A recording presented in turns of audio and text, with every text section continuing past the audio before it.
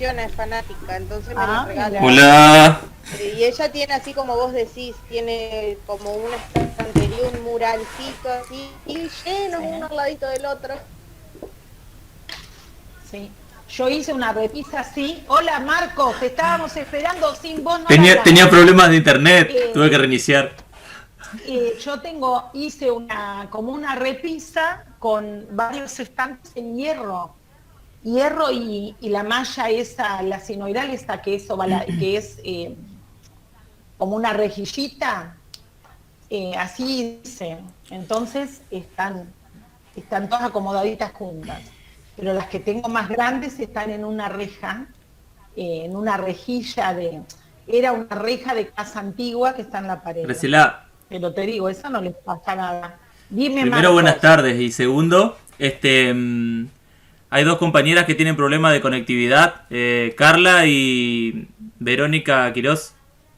No tienen problemas de Ajá. internet, por eso no se conectaron. Ah, bueno. Rica Maidana. Ibero Quirós. Nosotros esperemos que lleguemos. Ah, ¿sabés qué no hice? Silenciar el... Ah, pero ya está, ya me conecté con ustedes, porque yo prendo el WhatsApp acá solo para mandar mensaje al grupo. Lo vamos a cerrar, así no suena. Bueno, vamos a alargar, ¿les parece?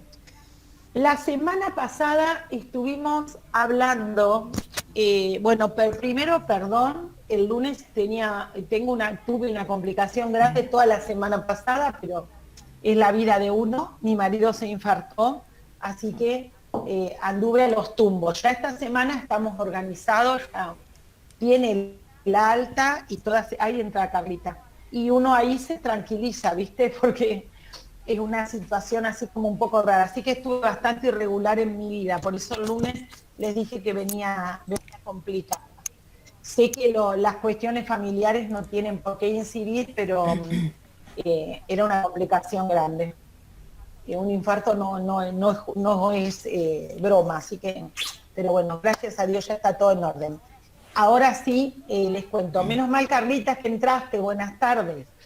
Yo les decía que la semana pasada estuvimos trabajando lo que era la historia de o sea, trabajamos la modernidad y la contemporaneidad y me quedé pensando en algo que no conversamos y a su vez cambié la temática de hoy, que iba a trabajar las características de la de la subjetividad contemporánea, para trabajar lo que son las problemáticas, lo que es el maltrato infantil.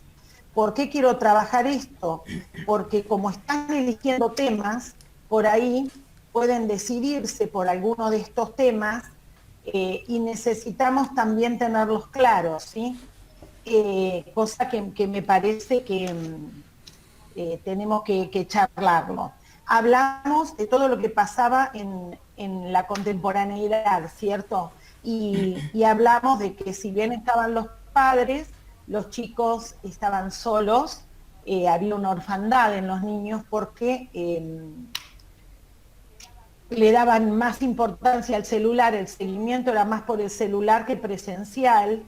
Vimos que no tenían tanta conexión, vimos que había situaciones de infancia, de pautas de crianza que no se daban, como en la modernidad, y que hoy en la contemporaneidad, en algunas familias, se dan determinadas pautas y en otras se dan otras pautas.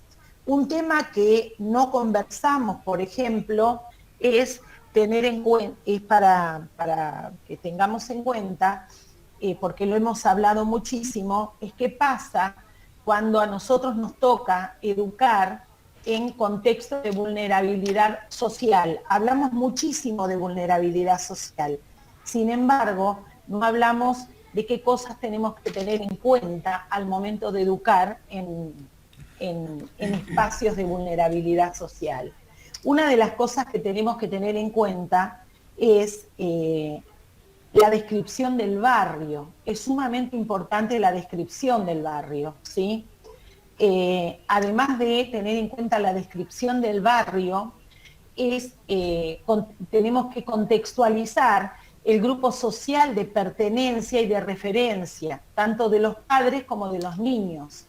Entonces, cuando pensamos en contextualizar este grupo social, lo que tenemos que pensar es qué valores tienen, cuáles son las costumbres, qué proyectos tienen, cuál es el peso del trabajo de estos padres en la economía de la región.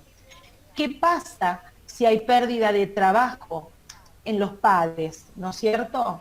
Y ahí nos encontramos con algo que es clarísimo. Nosotros tenemos una sociedad que, si bien tiende a lo que es el feminismo, tiende a revalorizar el feminismo y demás, tiene todavía es una sociedad machista, ¿sí? Muchas cuestiones arraigadas. Y en este pensar arraigado, cuando el hombre es el que pierde el trabajo y es el sostén de hogar, en los contextos vulnerables socialmente, lo que sucede es que se da la depresión en estos papás. Puede haber alcoholismo en estos papás.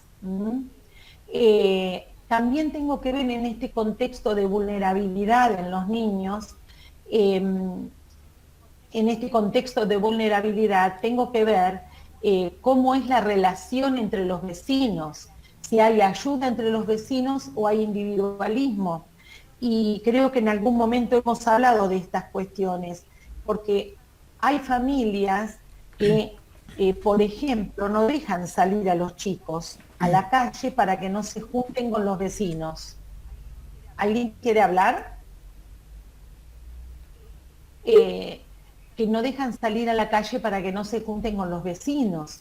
Es decir, todos los temas de discriminación lo vemos primero en la familia, cuando le decimos no te juntes con el de enfrente porque es un chorro, los padres de eso no me gustan, a la casa de eso no vas, y crían a los hijos en un total individualismo, y cada vecino, en algunos casos, se ocupa nada más que de su casa, y no colabora con los demás vecinos. También tenemos que ver esto de cuántos chicos tenemos, y ustedes se van a encontrar no solo en niños en la primaria, en los últimos años de primaria, en la secundaria es algo que se da en varias escuelas, algunos niños que dejan de estudiar para aportar dinero en sus casas, ¿sí? ¿Qué pasa con estas familias que viven en contexto de vulnerabilidad social y sufren lo que es el abandono de la sociedad, obviamente? Y también nos vamos a encontrar en este análisis de contexto del grupo social al que pertenecen, vamos a encontrarnos con muchas madres que son sostén de hogares, ¿no?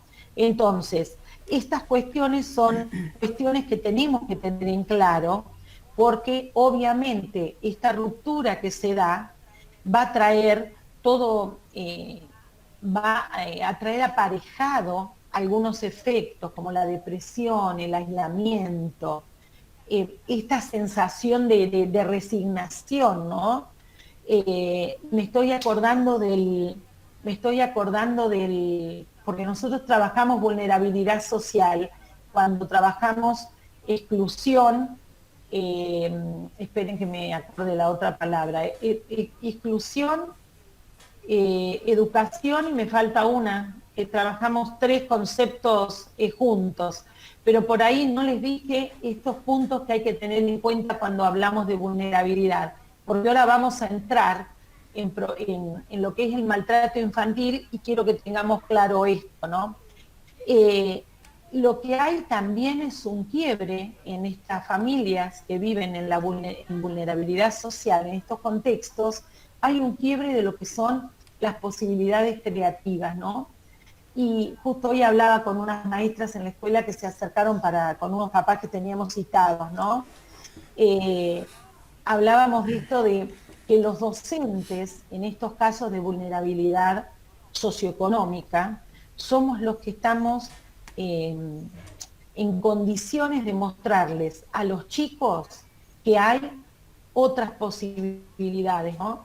Hoy no, ahí entra Rocío Cabaña, hoy nos conversábamos justo porque decíamos, ahí tengo docentes que les llevan las tareas a las casas y aún así no hacen las actividades y aún así no se preocupan, no vienen por si tienen alguna duda, no vienen a buscar los cuadernillos, no vienen para nada. Entonces, hablábamos hoy con las chicas de lo importante que es como docentes no bajar los brazos ante estas situaciones que por ahí nos desbordan, porque en realidad es el docente en estos chicos los que les muestra que hay otra cosa, ¿no? El referente que tenga diferente, en este caso son los docentes.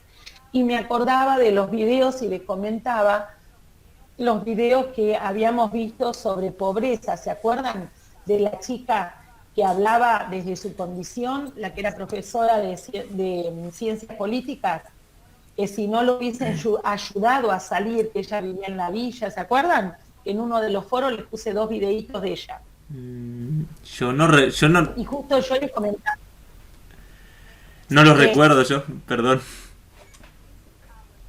Bueno, después fíjate, porque yo lo que les decía era esta cuestión de que no tenemos que jamás juzgar a un alumno ni a un padre, y esto grábenselo para la vida, a nadie tenemos que juzgar desde nuestra cultura, porque nosotros tenemos que tener en cuenta que todos tenemos culturas diferentes, ¿sí? Todos tenemos formaciones, contextos diferentes, es decir, que la cultura, yo no puedo juzgar a un padre de acuerdo a lo que yo haría en determinada situación, ni juzgar a un alumno de acuerdo a lo que yo haría. Es como cuando les decía, no juzguemos la historia desde este momento, ¿no?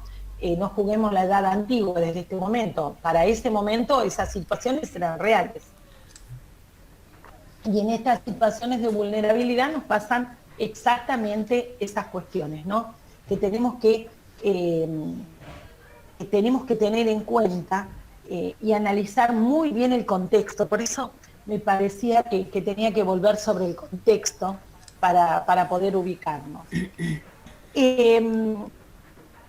A mí, hoy yo les decía a ustedes que me gustaría trabajar lo que son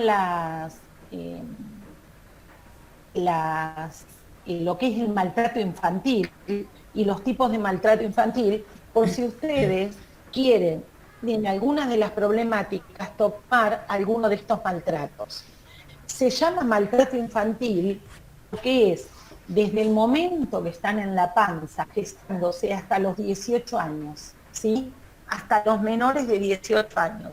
Es decir, que ustedes, por más que trabajen con adolescentes, cuando hablemos de maltrato, ¿sí?, infantil, van a estar ustedes hablando de esto, de sus alumnos encuadrados en esta categoría. Y este encuadrarse en lo infantil es porque es por ley, ¿sí? Así, por el momento, por más que estoy buscando un lápiz, por eso me ven revolver acá. Por más que ustedes vieron que hubo cambios en los permisos para votar y demás, aún las leyes que hablan de familia, seguimos tomando el maltrato infantil como los abusos y la desatención de las que son objetos los menores, ¿sí?, de 18 años. Eso es importante que tengamos en cuenta. Y también que se incluye todo tipo de maltrato, lo físico y lo psicológico, ¿sí? El abuso sexual, vamos a hablar, a eso se llama maltrato infantil. Son los abusos y la desatención de lo que son objetos los menores de 18 años. Y les decía, incluye todo tipo de maltrato físico o psicológico. También incluye el abuso sexual, la desatención, la negligencia, la explotación comercial o de otro tipo que puedan causar a un menor de 18, a un niño, daños de salud y en el desarrollo o en la dignidad del niño, o pueden poner en peligro su supervivencia, ¿sí? Y eso es en un contexto en donde hay una relación de responsabilidad, que puede ser de confianza o de poder. Por eso vamos a hablar de los padres o tutores, porque a veces los niños no están a cargo de los padres y están a cargo de tutores. E igualmente se sufre les causan maltrato infantil, ¿sí? Hay 15 tipos de maltrato infantil para que tengamos en cuenta. El primero de los que les voy a hablar, me paran cuando necesiten, el primero que les voy a hablar es el maltrato físico. Y hoy nos estamos encontrando, hoy estamos en la no presencialidad, pero nos estamos encontrando con estos maltratos en las instituciones escolares. Y si las vemos, tenemos la suerte de verlas, no suerte porque sea algo lindo, sino porque a veces pasan desapercibidos y hay niños que no nos damos cuenta que están sufriendo maltrato infantil y nos enteramos un montón de años después. Y la verdad que uno siente, y lo digo por experiencia, siente una tristeza terrible no haberse dado cuenta a tiempo. Uno de los tipos de maltrato infantil que nosotros tenemos es el maltrato físico. Ese obviamente es el más visible, ¿sí? Más visible en tanto no esté encubierto. Y ahora les cuento un caso que nos pasó en secundaria el año pasado. ¿Qué es el maltrato físico? Es una acción no accidental, o sea, no es por accidente, es pensada, de algún adulto que provoca en un niño un daño físico, o una enfermedad, o que lo coloca en grave riesgo de padecerlo, ¿sí? Como consecuencia de alguna negligencia.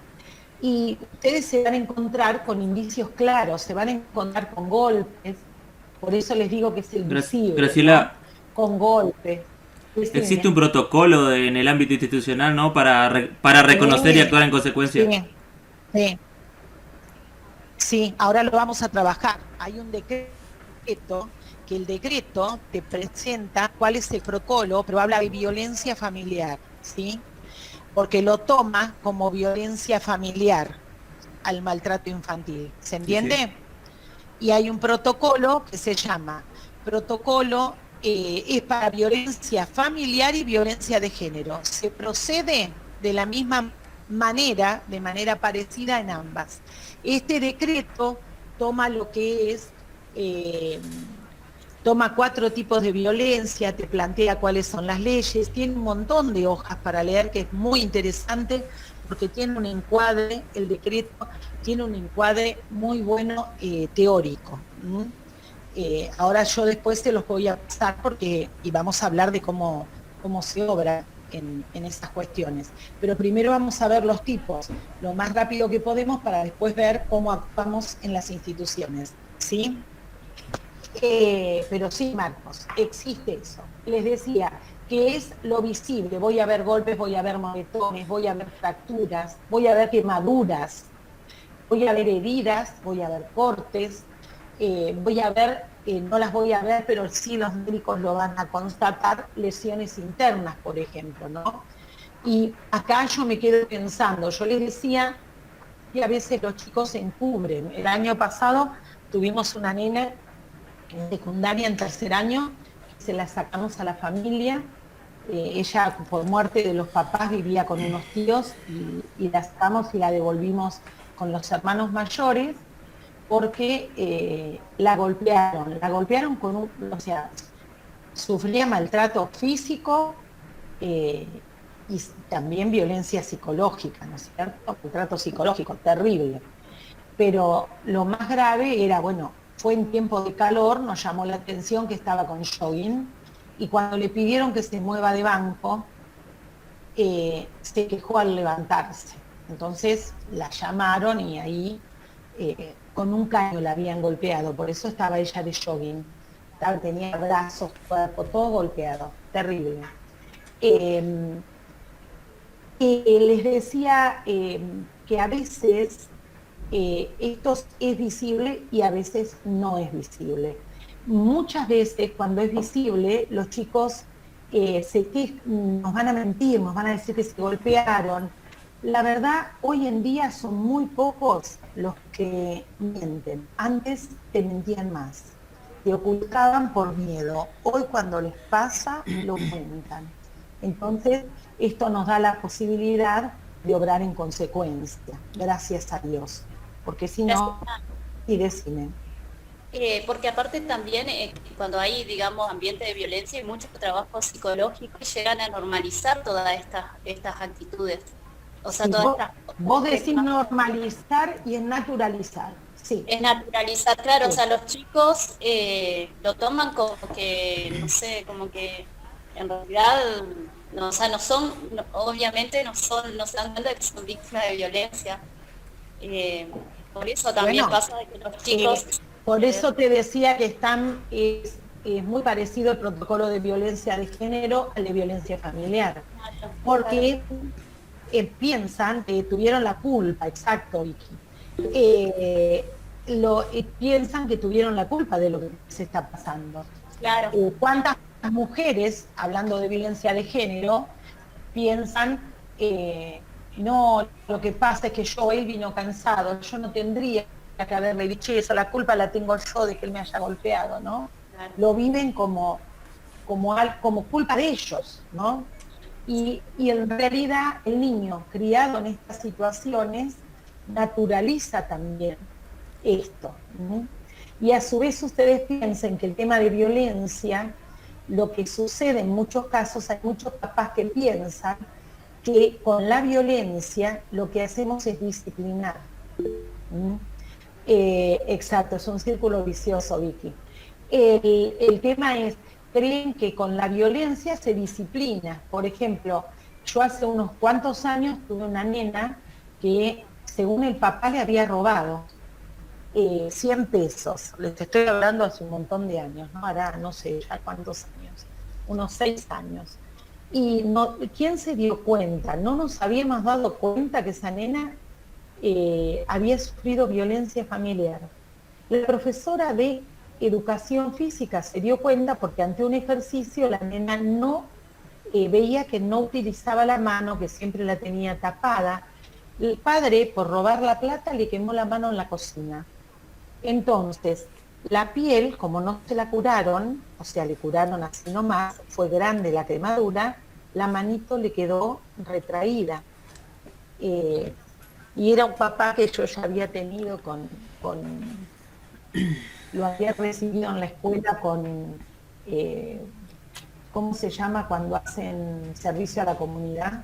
Que les dan la libertad, pero tienen que hacer, bueno, tiene un nombre jurídicamente y ahora no me sale.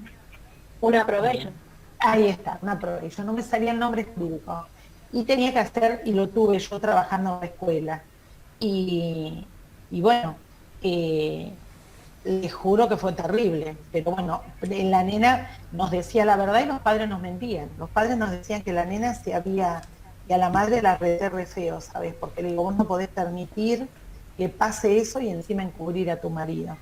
Así que bueno, tuvimos una serie de cuestiones, la nena después fue operada, el padre se comprometió y le hicieron las operaciones que necesitaba, pero realmente fue una situación muy fea.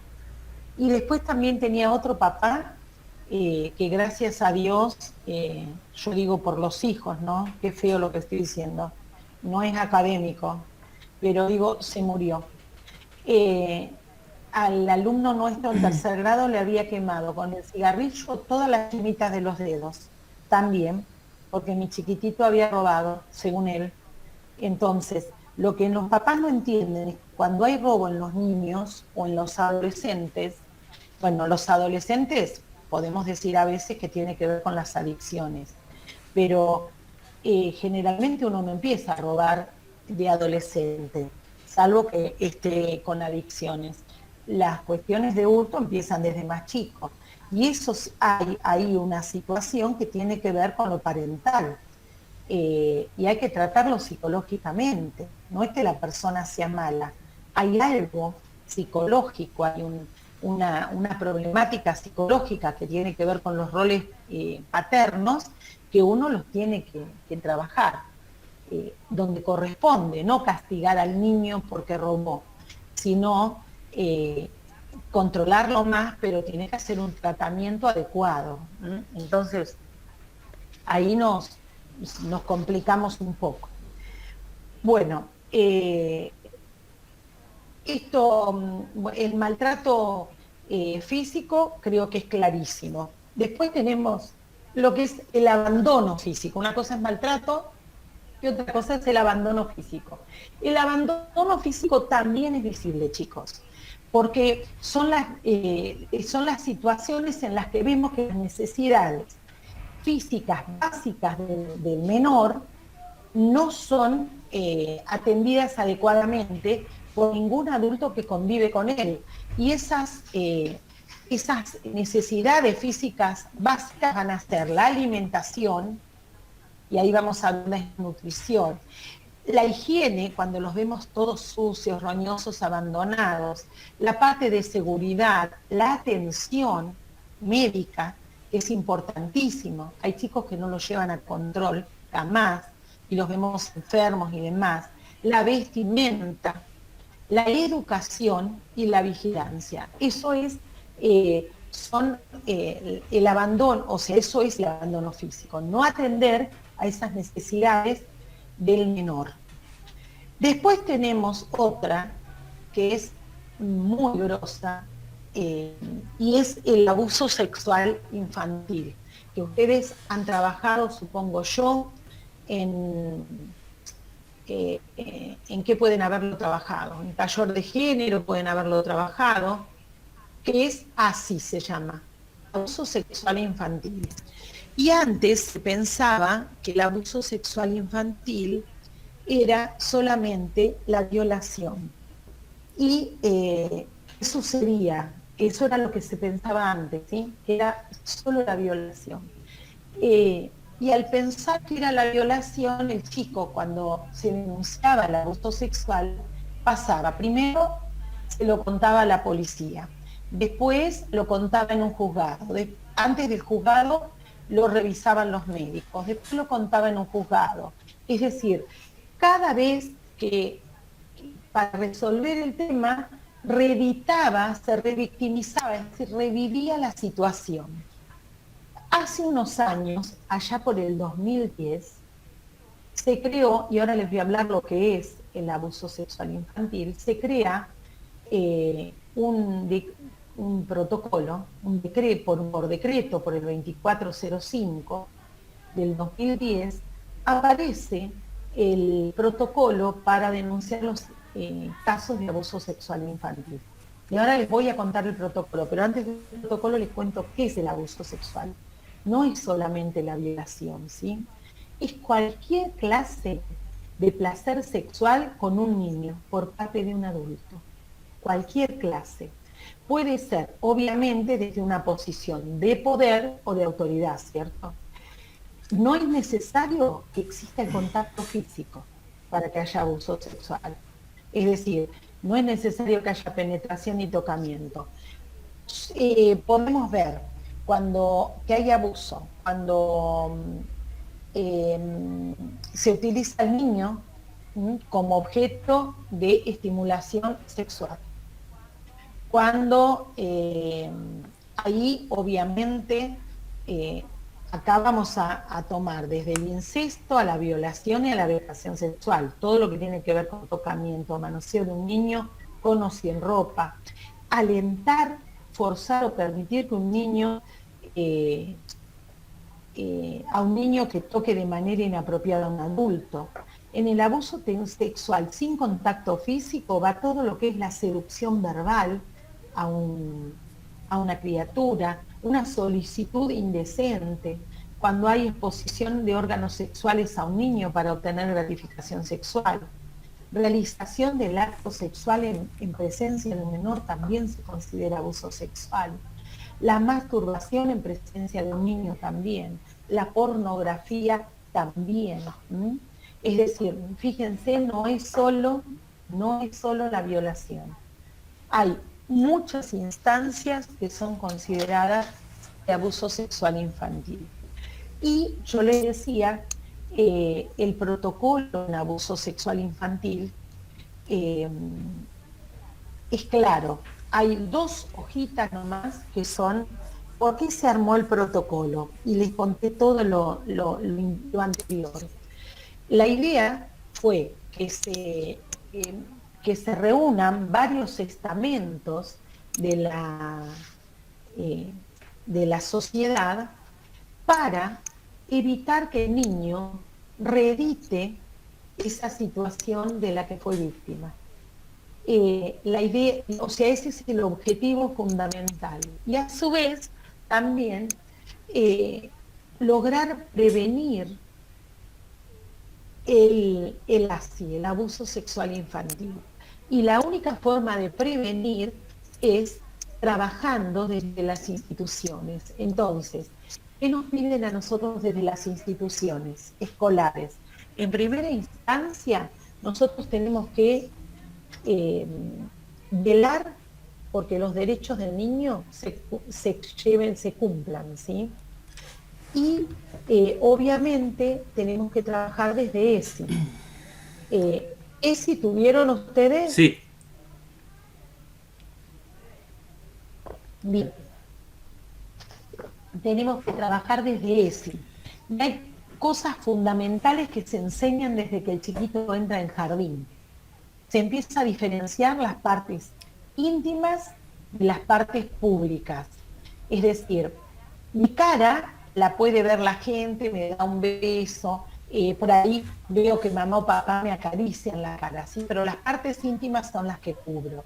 Se trabaja todo lo que es el cuidado del cuerpo, pero fundamentalmente se trabaja lo que es el derecho, se trabaja el aprender a decir que no, y se trabaja el secreto. Y acá en secreto hay que hacer una distinción que lo vamos trabajando con los chiquititos desde que son chiquitos. No les decimos, estamos trabajando educación sexual, ¿se entiende? Pero desde salita de 4, nosotros que tenemos en la escuela sala de 4, obviamente el que tiene jardín maternal y demás también trabaja estas cuestiones, al nivel de los nenes. Tenemos que trabajarlo, esto de la palabra secreto.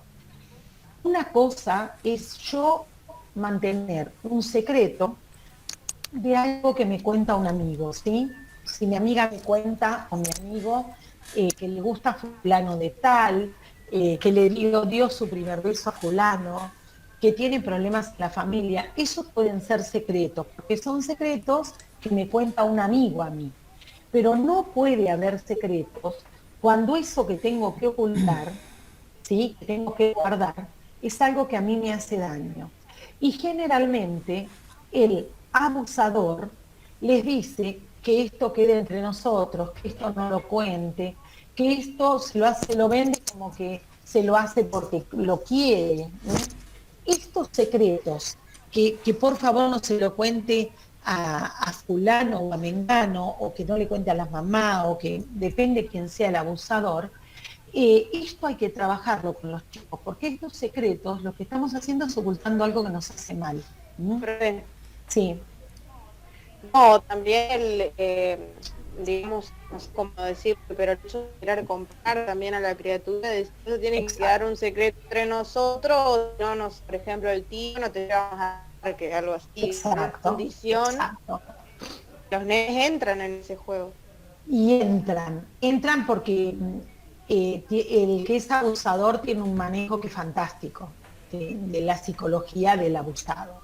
Entonces, lamentablemente entran. Gaby, ¿estás viva? Sí, acá estoy. Dale. Principalmente el problema reside en que los niños a esa edad, a cualquier edad, ¿no? Pero principalmente a temprana edad, ellos toman, digamos, justamente estábamos hablando de la naturalización de ciertas cuestiones, y ellos van a tomar como natural eso porque obviamente los cuidadores primarios de la persona son de su gran confianza. Entonces en realidad no reconocen que en un primer momento que es algo dañino, ¿se entiende? Entonces después por ahí, y ahí entra la confusión también entre llamarlo secreto o no llamarlo secreto, que es, digamos, la gran cuestión para la que viene la ESI, también, a blanquear esto de qué es lo secreto, qué te puedo contar y qué no. Digamos, Exacto. que de muy temprano sepan lo que es el abuso sexual, y nadie puede tocarlos, ni sus padres, Exacto. ni sus tíos, ni sus Exacto. abuelos, ni los conocidos, ni los desconocidos en sus partes íntimas. O sea, Exacto. principalmente que los niños sepan qué es el abuso. Porque si no, no tenemos Ni ellos pueden tocar, tal o sea, cual, no ni pueden ellos tocar pueden a tocar, ellos, ni ni nadie puede ellos tocarlos. pueden tocar a otro. Porque casi no esto No. entra, viste, en el qué es un secreto, qué no es un secreto, qué se puede, qué no. Y el límite entre lo que puede entender la mente infantil como secreto o como bueno o malo es muy delgado. Entonces lo que para un niño No, puede, lo pueden haber, no es solo la mente infantil. El no, adolescente, claro, esto ni hablar, esto ni hablar. obviamente. Pero en este caso te digo en un principio porque bueno, por ahí al niño le puede llegar a costar más identificarlo, porque justamente ni Exacto, siquiera sabe lo que es, ni siquiera puede exacto. nombrarlo. Pero O ahora, sea que acá nosotros tenemos que hacer una distinción y vos sabés que aunque vos digas no puede nombrarlo, sí puede nombrarlo. Y te voy a hacer una distinción. Cuando hablamos de abuso, hablamos de intrafamiliar, o sea, judicialmente, está el intrafamiliar y el extrafamiliar, ¿no? Y tienen, de acuerdo al protocolo, tratamientos diferentes. ¿Ustedes vieron en ese protocolo o no? sí, ¿Lo conocen? Ah, bien, fantástico. Vos tenés que diferenciar estas cuestiones. Los niños terminan contando y sí pueden diferenciarlo. Mira, nosotros hace unos años tuvimos un caso de una nena de cuarto grado que, exacto, intra y extrafamiliar, una nena de cuarto grado que se lo contó a la mamá, pero no se lo contó a la mamá verbalmente porque no se animaba. La mamá encontró en su habitación una carta, bien visible, la dejó la nena, para que la mamá la vea, ¿no? Eh, entonces, ahí la mamá se enteró todo y vino desesperada. Entonces, se la mandó a hacer la denuncia como corresponde, porque era vieron que ustedes, según protocolo, tenemos dos tipos de tratamientos, es decir, en el intrafamiliar, aparte primero no, en el intrafamiliar, que hace la denuncia es la institución, el directivo de la institución. Y en el extrafamiliar, el directivo de la institución llama a la familia, le comunica que se presume, porque nunca hablamos de que hubo abuso, nunca se pone, se escribe categóricamente que fulano abusó de Mengano, porque nosotros no estuvimos en la situación, y para la ley nosotros tenemos que hablar de presunción. Entonces, un niño nos cuenta el tema de abuso, a mi docente me lo cuenta, niño, adolescente, quien fuere. Cuando me comenta la situación de abuso, y el protocolo en eso es claro, yo no tengo que tomar partido, no tengo que manifestar ningún tipo de sentimiento. Yo lo que uso es la expresión, pongo la mejor cara de póker posible. No tengo que demostrar absolutamente nada, tengo que valorar su valentía de habérmelo contado. Si me pide que le guarde el secreto, tengo que decirle que no puedo guardar el secreto, porque tengo que contárselo a personas que lo van a ayudar, ¿sí? Con esta carga que tengo, voy al directivo de la institución, yo docente. Le cuento al directivo de la institución. Es el directivo de la institución el que hace el acta correspondiente. Y una vez que yo sé esto, yo no lo tengo que hablar con nadie. O sea, no voy a la sala de maestros y le digo, che, Rocío, vos sabés que fulano me acaba de contar que fue abusado. No, gente. Lo que guardo es la protección. Por eso hay una ley, que yo se las nombro siempre, que es la Ley de Protección Integral de Niñas, Niños y Adolescentes. Nosotros tenemos que proteger a nuestro alumno. No contamos nada. Tenemos que llorar, lloramos en las paredes de la dirección. Pero es algo que yo no puedo ir y contar en la sala de profesores, ni a mi amiga en el colectivo, ni en ningún espacio, porque tengo que proteger a un menor, ¿sí? Y el que hace la denuncia es el directivo, si el caso es intrafamiliar. Si el caso es extrafamiliar, exacto, tengo que escucharlo y no emitir juicio de valor alguno, que a veces se nos puede escapar juicio de valor hacia un lado o hacia el otro, ¿no? Y también cómo no te va a pasar esto con esta pollerita corta que usás, o cómo te vestís. O decir, qué hijo de su madre, cómo hizo esto, habría que matarlo. Es decir, esas expresiones yo las tengo que evitar y emitir ningún juicio de valor al respecto. Yo simplemente estoy ahí para escuchar porque ese alumno tuvo confianza en mí. Y yo tengo que protegerlo y hacer lo que corresponde. Se lo digo al directivo. El directivo es el que tiene que hacer la denuncia. Y me tengo que asegurar, si fue intrafamiliar, que el directivo haga la denuncia. ¿Saben? Si el directivo, porque podemos encontrarnos que hay quien no quiere jugarse, que te dice no te metas en eso. Yo siempre me acuerdo que cuando me tocó hacer a mí la primera denuncia, las que tenían que hacer las denuncias eran las supervisoras, no los directivos. Esa fue la primera orden que nos dieron. Después había tanto que íbamos los directivos a hacer las denuncias. Yo me acuerdo que la supervisora en su momento, hace unos cuantos años, en el 2011, me dice, ¿a vos te parece? Mira que a la directora de tal escuela quiso hacerlo y le quisieron prender fuego el auto. Y le digo, la verdad, que a mí me harían un favor, porque cambiaría el DUNA. Le digo, mirá si voy a no hacer una denuncia porque me vayan a prender el auto, o fuego el auto, o porque me vayan a golpear, que también me pasó en un tema de maltrato. Decime, Miriam.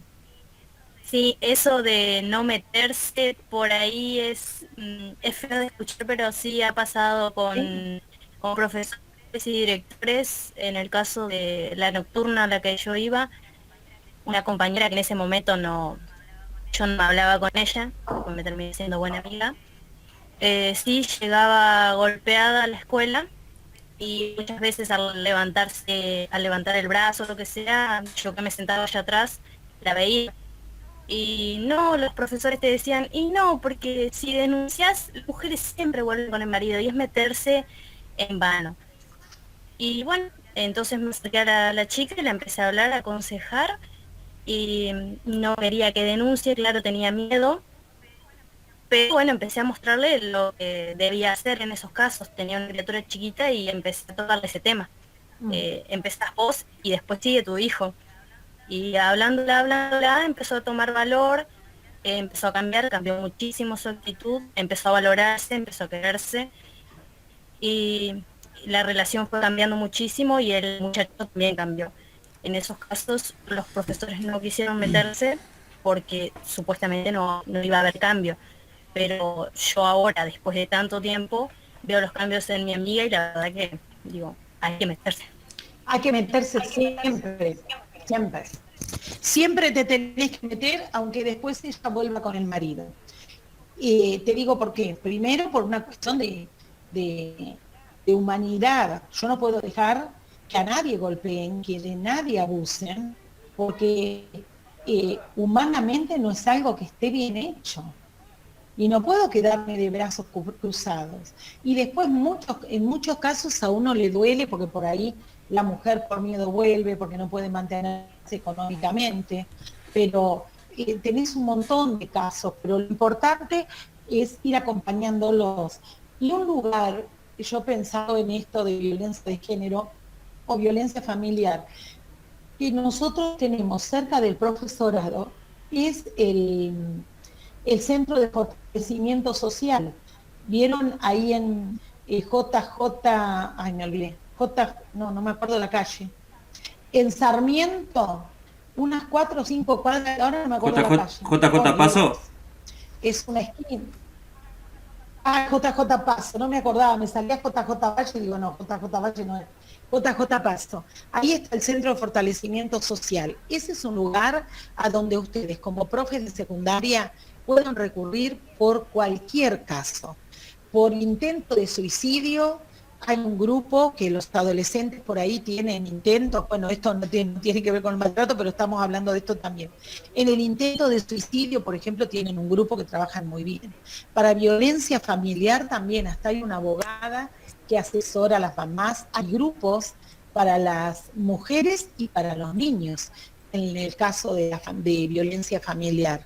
Es decir, para recurrir a pedir asesoramiento y para, a su vez, los tratamientos, es un buen lugar para recurrir y donde uno está seguro que reciben. Y en esta gente hay que hacer tratamiento psicológico y también los grupos, que se llaman grupos de autoayuda, trabajan muchísimo y bueno, y las ayudan a rever situaciones. Es interesante, ¿no? Yo les decía, en el caso de abuso, así lo cerramos, la aplicación del protocolo es esencial. Y les decía que en el caso de que el abuso, bueno, tenemos tiempos según protocolo, vuelvo al protocolo, y por algo es protocolo y hay que cumplirlo al pie de la letra. Tenemos tiempos, tenemos que, me enteré, tengo que hacer la denuncia dentro de las 24 horas, cuando es intrafamiliar, porque así se toman medidas rápido y que tiene que ver con lo que había dicho hoy Gaby, que se saca al menor o se saca al abusador, depende.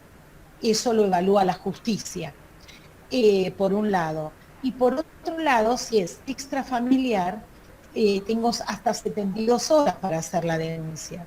¿Qué quiere decir eso? Primero, como escuela, llamo a la familia y le informo, en el caso de extrafamiliar, lo que me entero como directivo por medio del profesor, que el hijo contó sobre su abuso. Y lo tengo que asesorar como directivo y explicarle a dónde tiene que ir para hacer la denuncia correspondiente, que va a defensoría. Y cuando jamás una denuncia se hace en las comisarías del barrio, chicos, jamás, de ningún tipo. O sea, lo que tiene que ver con lo familiar y con los menores, jamás la denuncia en la comisaría del barrio. Primera cuestión. Segunda cuestión, cuando la oriento, a esa persona le doy 24 horas para que haga la denuncia, porque si ella no hace la denuncia, la tiene que hacer la escuela. Es decir, el hecho no puede quedar sin denunciar.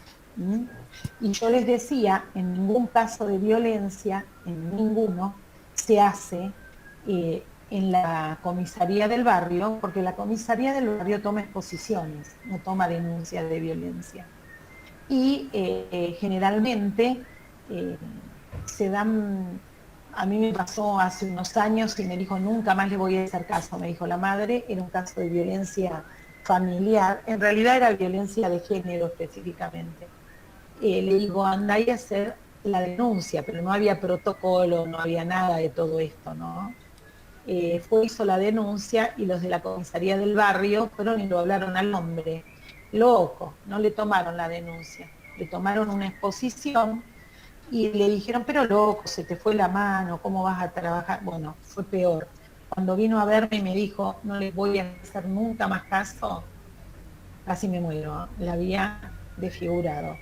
Y, y ahí dije, nunca las denuncias. Después apareció la comisaría del menor y la familia, que es un buen lugar para hacer las denuncias eh, de violencia de género, pero yo, por ejemplo, los casos de abuso directamente quiero la defensoría. Y cuando es un caso de violencia muy grave del menor, directamente a la defensoría, porque es la defensoría o el CONAF, ¿no? Pero la comisaría del menor y la familia es otra opción, ¿no?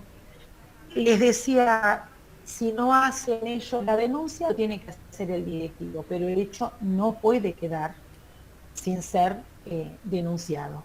¿Mm? Otro tipo de maltrato es el maltrato emocional. Y el maltrato emocional son conductas de los padres o de los tutores, eh, por ejemplo, los insultos, rechazos, amenazas, las humillaciones en público por ahí y no en público, los desprecios, las burlas que hacen los padres con respecto a los hijos, críticas, el aislamiento cuando lo aíslan, ¿no? La atemorización que le pueden causar en los chicos también tiene que ver con el maltrato emocional.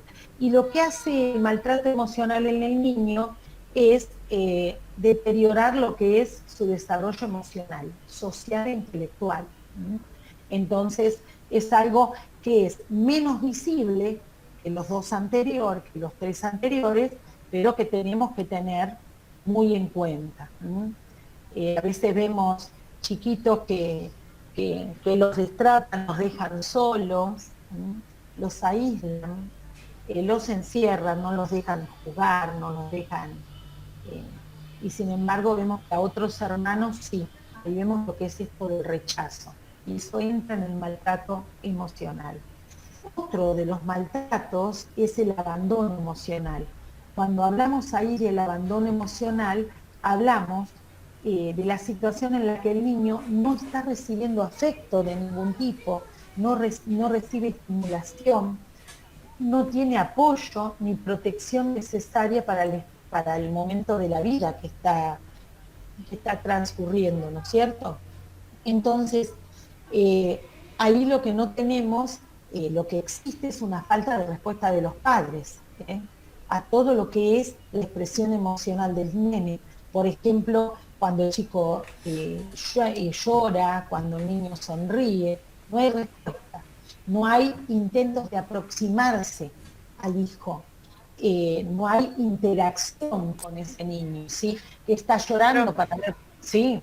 Dime tú. No, que esto me hace acordar a lo que hablábamos el otro día y que también creo que Marcos era que lo mencionó, eso de la vida en redes sociales, que es como que parece que lo amamos y lo esperamos y lo tenemos en un pedestal, sea hijo, sobrino, hermano, y están abandonados, solo tirado allá en el rincón, pobrecito.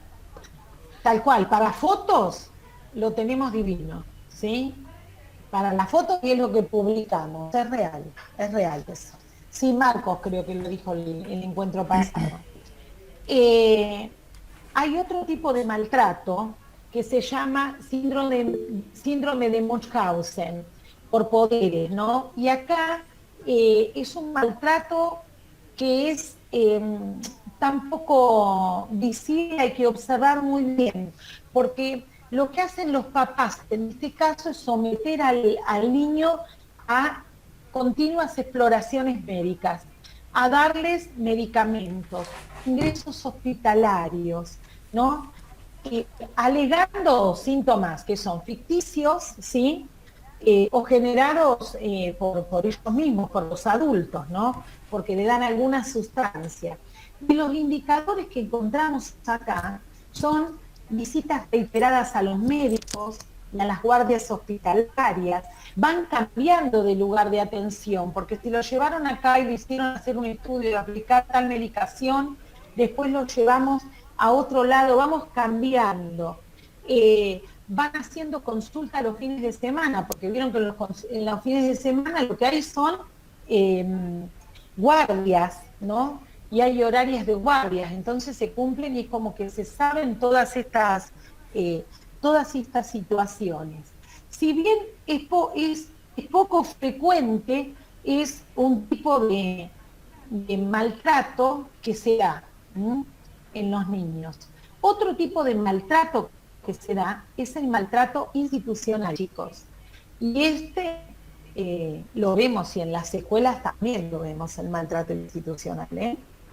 Es decir, maltrato institucional sufre un niño cuando no se procede como corresponde, cuando hay omisión de algunas formas de proceder, o bien cuando se deriva de la actuación individual de algún profesional. Vieron que a veces puede haber abuso, puede haber negligencia. Cuando llevamos el chico al médico y te dice, bueno, fue un golpe nada más, no tiene nada, o nosotros el año pasado, a fin de año, tuvimos un nene que jugando ¿cómo se llama? El manchado, creo que es, no sé, manchado, creo que era, estaban jugando a eso. Alguien le dijo manchado, lo golpea, cae contra la pared, se ve que se golpeó muy fuerte la cabeza, se golpeó muy fuerte la cabeza, se da vuelta, hace 2 pasos y cae desmayado. Lo mandamos por el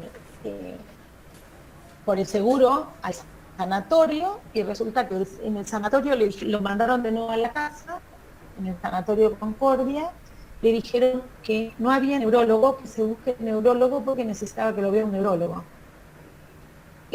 Cuando me llama mamá y me dice que pasó eso, le digo, ¿dónde estás? En mi casa. Bueno, prepara a tu hijo que nos vamos a ir al sanatorio Garat. Ya voy a averiguar. Llamo al Garat, me dice, tráigalo urgente. Lo llevamos urgente, obviamente no le dije que lo habíamos llevado al otro sanatorio y lo que nos habían dicho. Le pregunté si había neurólogo, me dijo, no, pero hay uno de guardia, si usted lo trae para el neurólogo, se lo llama. La cuestión es que estuvo internado 4 días, porque hubo pérdida de conocimiento, un hematoma grande en la cabeza, porque se golpeó al golpearse contra la pared cuando cayó inconsciente, de cabeza, se raspó cara, todo. Bueno, la cuestión que ahí eso es maltrato institucional, porque hay negligencia, y hubo negligencia. Si ese chiquito se moría en el camino a la madre, negligencia total, ¿sí? Profe, ahí nos una pregunta. ¿Qué? En el Dime caso tú. del bullying, porque por ahí le puede servir a alguna compañera que me había contado que En el caso de qué, perdón, del Gaby. bullying, Ah, también sería un tipo de negligencia institucional si la familia se comunicó con la escuela, tuvo un montón de cuestiones y la escuela no tuvo carta en sí, la- porque no estás procediendo como corresponde. Si bien el bullying entra dentro de lo que llamamos violencia en la escuela, Sí. la figura bullying entra dentro de eso, el maltrato institucional estaría dado en no tomar cartas en el asunto. ¿Se Claro. entiende? La familia me explica qué es lo que está pasando, o puede ser el maltrato también de los profesores. Viste que por sí. ahí tenés profesores que hacen maltrato al alumno desde el rechazo, desde la humillación, desde que ese chico sea invisible. Eso también entra dentro del maltrato institucional. Bien. Profesora, ¿Entiendes? Ajá, Pero lo del perfecto. bullying está perfecto. Perfecto. hablando del bullying, Sí, ya que lo mencionaron, ¿no es extraño que se haya perpetuado en el tiempo? Porque desde que Sí. tengo uso de razón Dale. que existe el bullying y en la actualidad sigue existiendo. No, es rarísimo.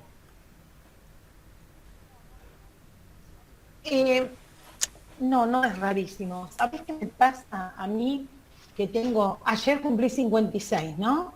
¿Y qué me pasa a mí? Yo siento mucha impotencia de las cuestiones de bullying porque veo que el docente mira para otro lado. No es que se perpetúa en el tiempo porque no lo estamos resolviendo, Marcos, porque no le damos importancia, a pesar de los casos serios que se han visto en el mundo de bullying, ¿sí? De chicos que reaccionan por bullying contra su vida o contra la vida de los que ejercen bullying sobre ellos. Es terrible, pero no se les da importancia. No lo pueden ver en muchas situaciones. A mí me pasó una sola vez en la escuela de Villa Adela, como profesora tutora, que me tocó trabajar un día tutoría con los chicos y justo faltaron los 5 que ejercían bullying sobre sus compañeros. Y cuando les pregunto qué tema les gustaría trabajar en ese trimestre, porque siempre les di la libertad para que grupalmente elijamos los temas, a mí me llamó la atención que en un primer año de secundaria me planteé en trabajar el bullying. Y les pregunté por qué, con todas las letras. Te estoy hablando, hace 6 años que estoy acá, debe ser unos 8 años atrás.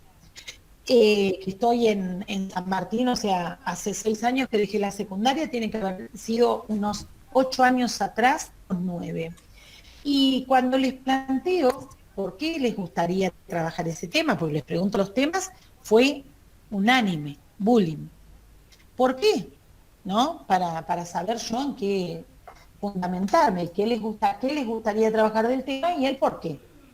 Y cuando yo les pregunto eso, me empiezan a contar cómo era la situación. Eran 5 repetidores de primer año que ejercían sobre los chicos. Y me contaban todo lo que les hacían, desde correrlos, vieron que tienen que cruzar la colectora, desde correrlos, que los chicos tenían que cruzar corriendo la colectora, golpearlos, quemarlos, agarrarlos en el baño, bueno. Fue algo terrible, que le digo a la directora, esto tenemos que trabajarlo a full. El cambio realmente que vimos en ese trimestre fue muy bueno, pero si vieran a través de qué, bueno, la cuestión es que elegimos el tema, ¿no? Yo empecé a monitorear, elegimos el tema, nos dividimos, ¿no? Hubo quien eligió trabajar la música, o sea, cada uno tenía que presentar algo. Unos trabajaron, ellos mismos me decían, hay juegos, profe, donde hace muy, qué sé yo. Otros, hay una música, hay un rap que creo que se llama Voces Interiores, que el chiquito me lo rapeó entero. Y la verdad me encantó el contenido, Voces Interiores se llama. Lo que era era música, o sea, era una letra profunda realmente, ¿no? Bueno, y fuimos así, trabajando en distintos grupos. ¿Cuál fue el día para decir, Gabriela? Perdón. Sí, Rocío Núñez me comentaba que ella quería trabajar el tema justamente hoy. Y yo te pregunto, lo de la violencia, supongamos en ese caso vos te enteraste, ¿no? Que un grupo de alumnos sufría de bullying. Sí. Y vos qué hiciste en ese momento, o sea, ¿que existe algún tipo de protocolo para ese caso? No tiene protocolo. Hay una ley que salió en el 2013, que tiene 9 artículos, que es, después te voy a decir el número porque ahora no me acuerdo y tendría que abrirlo acá y buscar normativa. Hay una ley que habla de convivencia, que es en contra del bullying. Yo lo que hice fue buscar un disparador para trabajar el tema. Primero, busqué un video que se llama Bullying. Se llama así. Cuenta la historia de bullying de un chico. Pero lo que pasa es que los chicos están... Sí, yo creo eso, Rocío. Los chicos están tan acostumbrados a que no les dé bolilla, ¿viste? Y a que se ignore eso. Y además el que ejerce bullying es sumamente hábil, porque lo hace de manera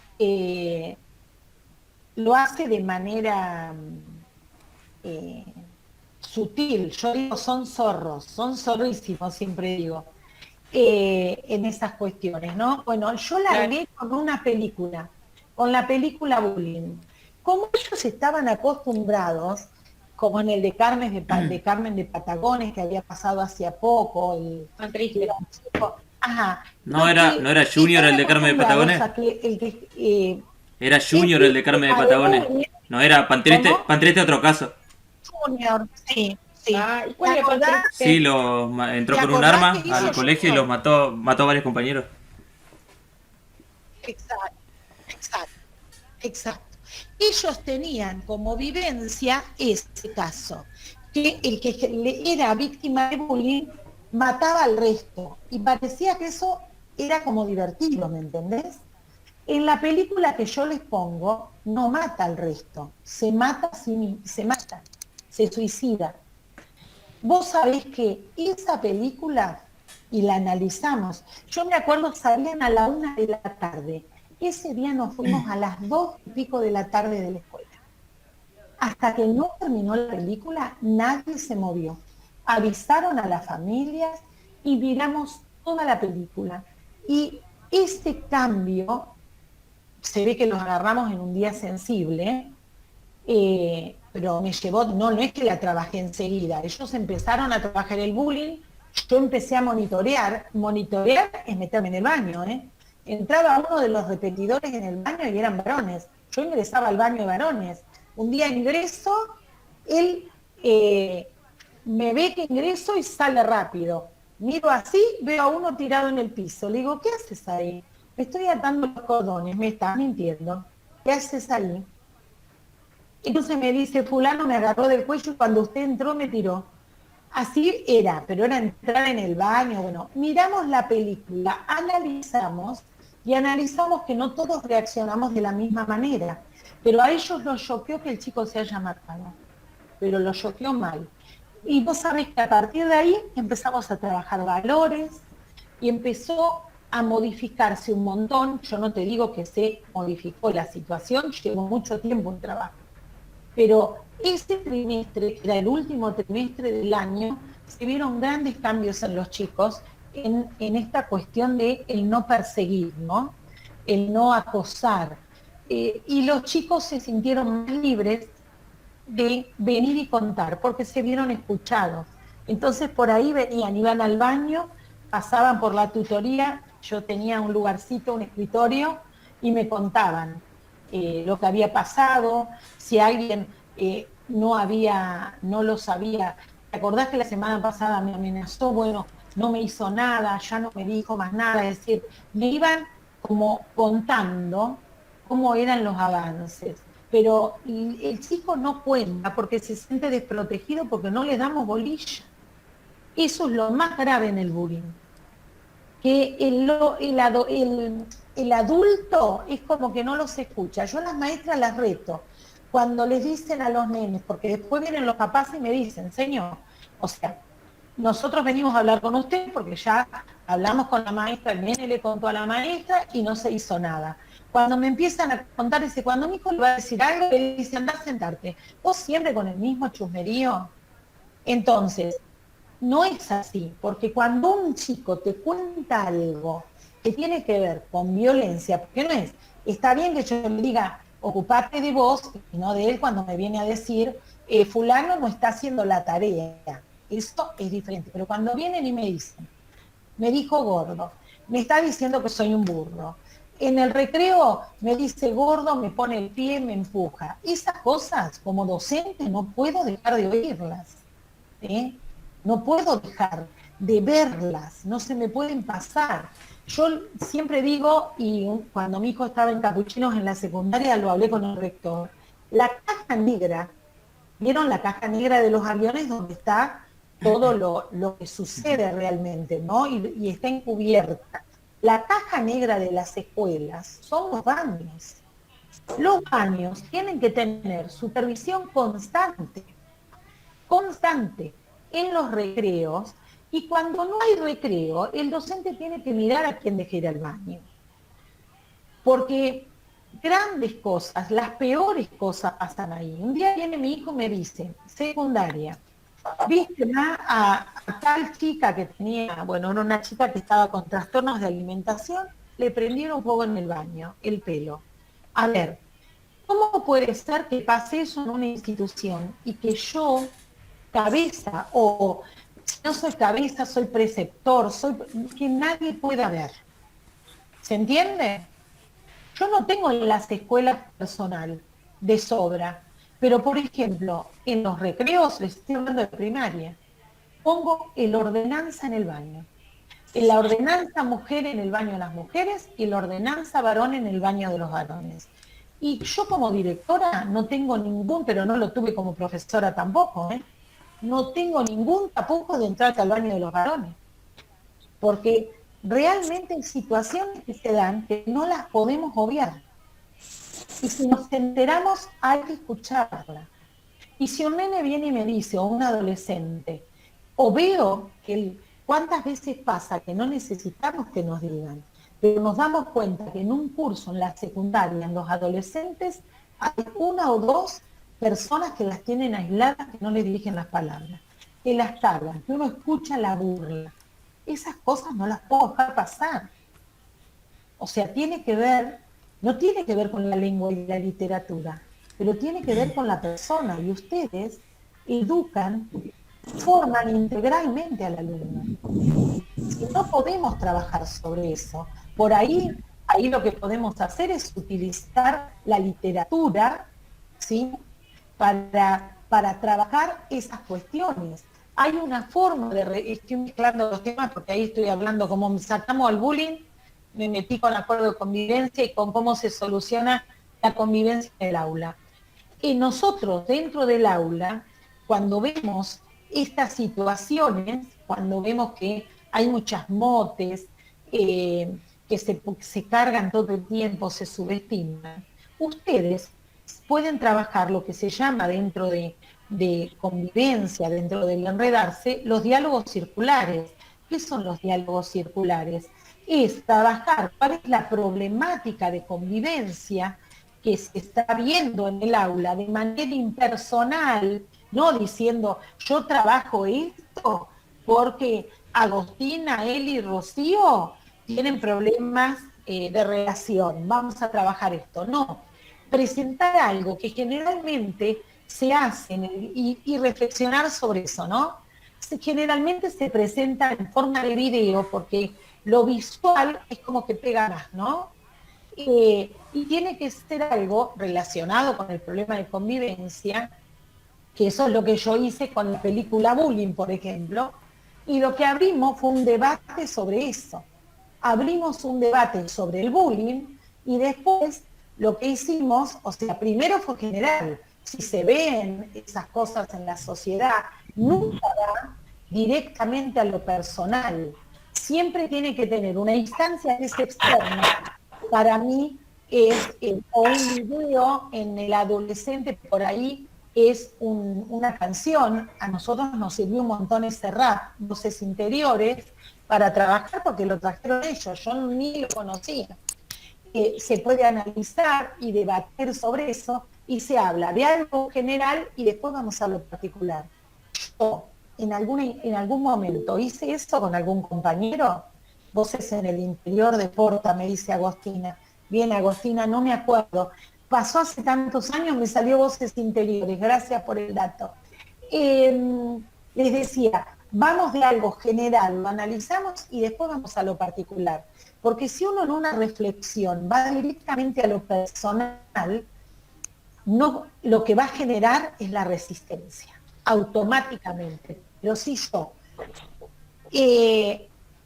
sensibilizo con una película, con un video, con una canción, con una historieta, sensibilizo con eso, reflexionamos en lo general y después vamos a lo particular, ahí la persona ya puede abrirse, no cerrarse y pensar realmente si actúa de esa manera, cómo lo podemos, bueno, si actuamos siempre tengo que hacer preguntas en la reflexión, porque voy a hacer trabajo grupal y después la reflexión individual.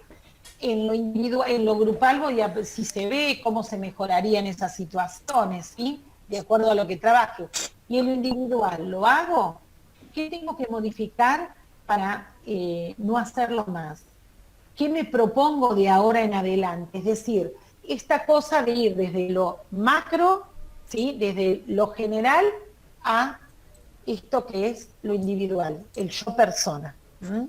Si voy directo, vuelvo a repetir, vamos a tener la resistencia. Pero el bullying es un buen tema para tratar, para trabajar. Y sigue, y me quedé en esto, Marcos, se perpetúa en el tiempo porque las personas no le damos la importancia que corresponde. Los que estamos a cargo, los docentes, ni las familias, ¿no? Muchas veces hay bullying, como familia vemos que nuestro hijo ejerce bullying sobre otros chicos y no le damos importancia. Y no lo tratamos como lo tenemos que tratar.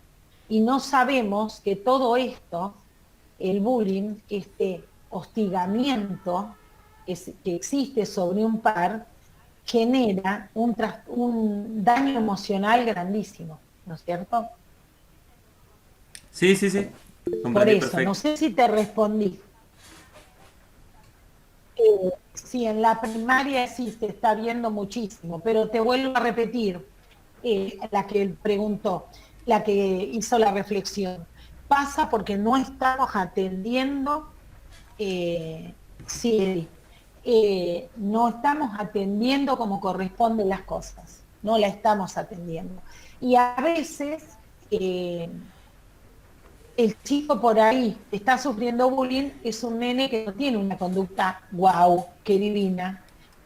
Por ahí es, no sé, conversa mucho, molesta.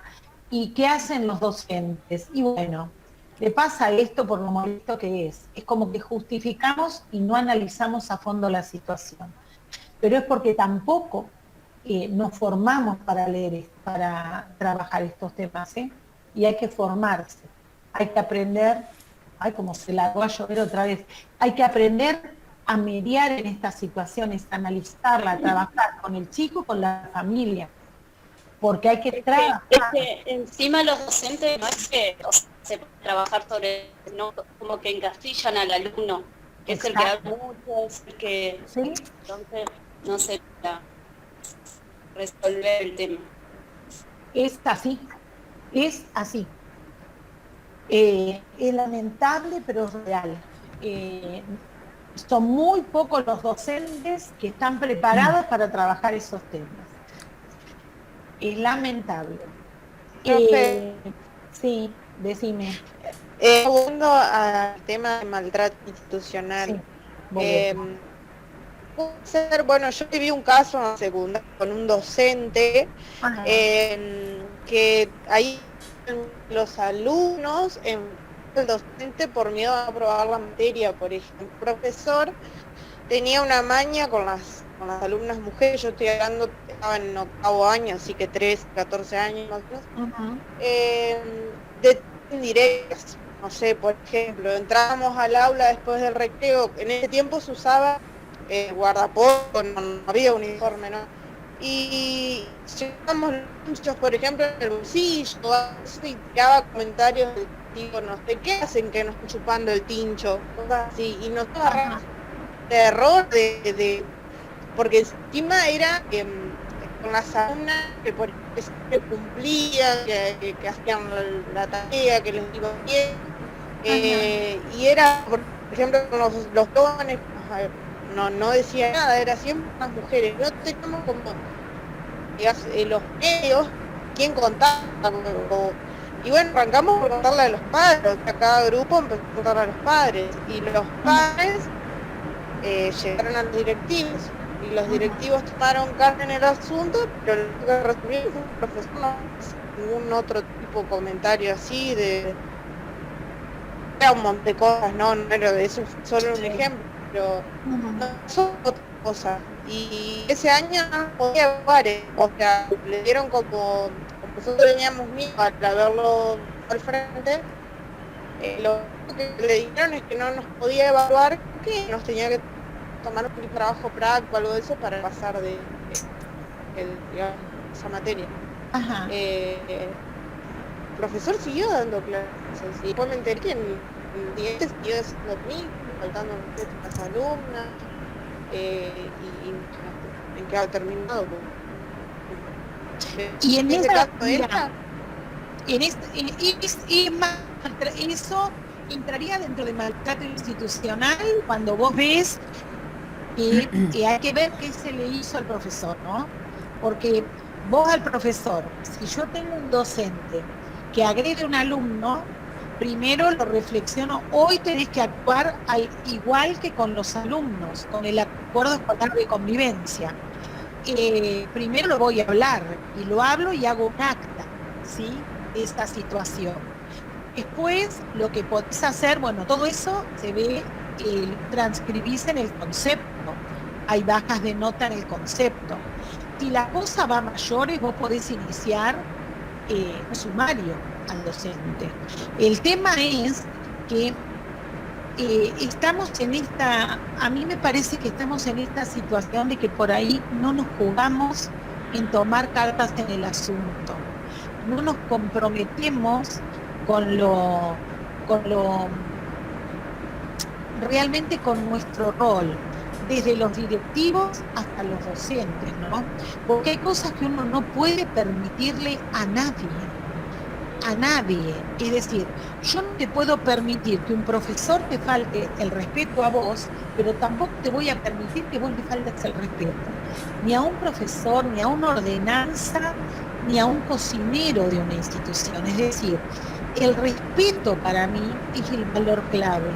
Y si como institución, desde los acuerdos institucionales y desde los acuerdos escolares de convivencia, no tomamos como valor fundamental el respeto, más en este momento, estamos perdidos. Y yo, docente, no puedo faltarte respeto porque, primero y principal, hay un clivaje. Yo no soy igual a vos. Y no es porque no sea igual, sino porque están roles diferentes. Sí, sí, que lamentablemente es el abuso de poder, digamos. Sí. Que es ahí donde uno como alumno, porque nos pasa en este nivel también, digamos, como que prefiere quedarse en el molde por no desaprobar la materia, por mucha cuestión, digamos. Es lamentable, pero bueno, por ahí tenemos eso en la cabeza y nos lleva, imagínate, no, en el secundario, pero yo sé, porque lo he hablado muchas veces con los alumnos de terciaria, este tema, y me ha pasado, aunque te parezca mentira, me ha pasado más en el profesorado de lengua que en el de primaria, que me planteen las cuestiones de abuso de poder. Sí, puede haber abuso de poder, pero alguien me tiene que escuchar. Entonces, yo voy a ir primero, el delegado del curso va a las reuniones de consejo, es decir, puede hablar de esas situaciones y puede pedir ayuda. Yo creo que uno no se tiene que aguantar las cosas. Y si uno teme por la aprobación de una materia, también lo tiene que plantear, chicos. Porque esto no es una... A ver, nosotros estamos formando docentes.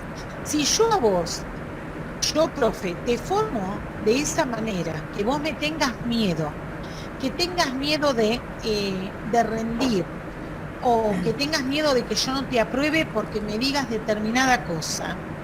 Yo te estoy formando.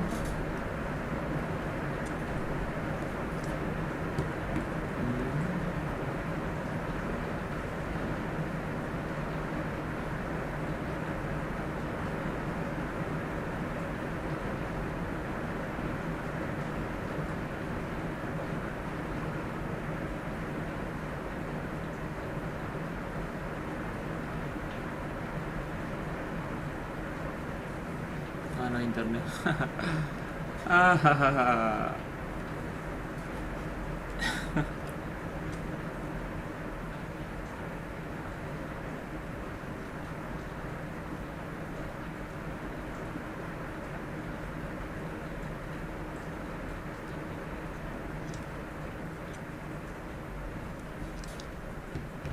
puta madre, loco.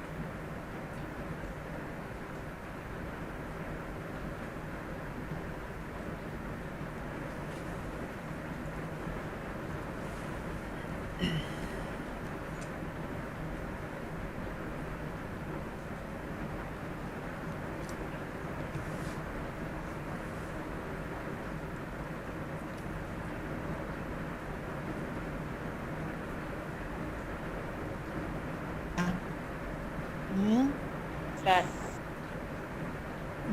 Sí. Pero la diferencia, hoy la autoridad, vos te la tenés que ganar.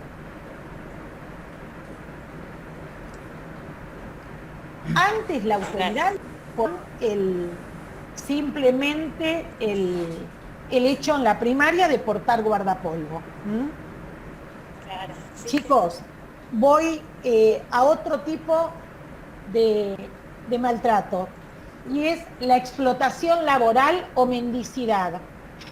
Puede pasar que en algunos casos hay padres o cuidadores que le asignan al niño de carácter obligatoria la realización de algunos trabajos, ¿sí?, domésticos. Por ejemplo, el limpiar la casa, el mandar los hermanos a la escuela, ¿sí?, que exceden los límites de lo habitual que deberían realizar, porque que uno mande al niño a hacer la cama, o que le enseñe a hacer su cama o a mantener en orden sus cosas, eso no es explotación laboral. Pero cuando le hago limpiar toda la casa, que ustedes lo van a ver en los chiquitos estos, las nenas que vienen con las manos quemadas de lavandina, por ejemplo, a la escuela, ¿no? Y que eso que yo le mando a hacer interfiere en las actividades y en las necesidades sociales y escolares del chico, ahí sí hablamos de lo que es la explotación laboral o mendicidad.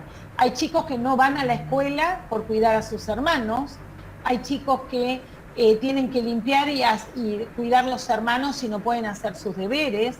Esos son los indicadores más claros que tenemos. Entonces, cuando los mandan a hacer actividades domésticas excesivas para la edad, eso es explotación laboral.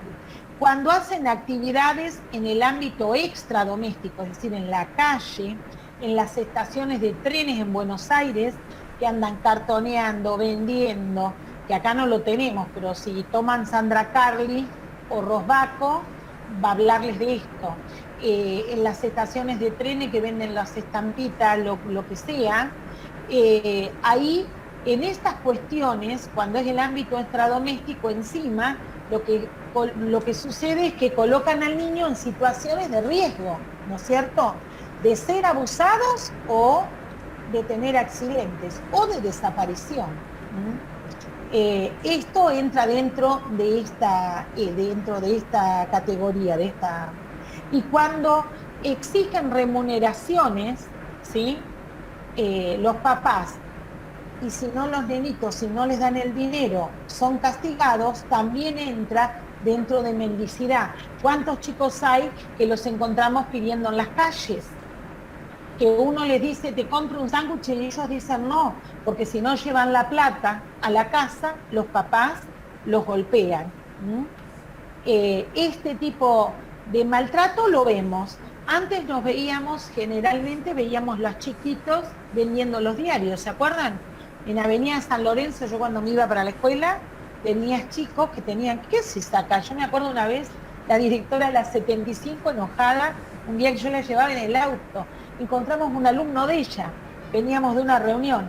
¿Qué haces acá? Le dice, que no estás en la escuela. Y bueno, hay chicos que no pueden, porque son enviados a hacer este tipo de pedir dinero. La corrupción es otro tipo de maltrato infantil. ¿Qué implica la corrupción? Y la corrupción es cuando hay conductas que impiden la normal integración del chico, y que además en algunos casos refuerzan lo que son las conductas antisociales o desviadas, ¿no?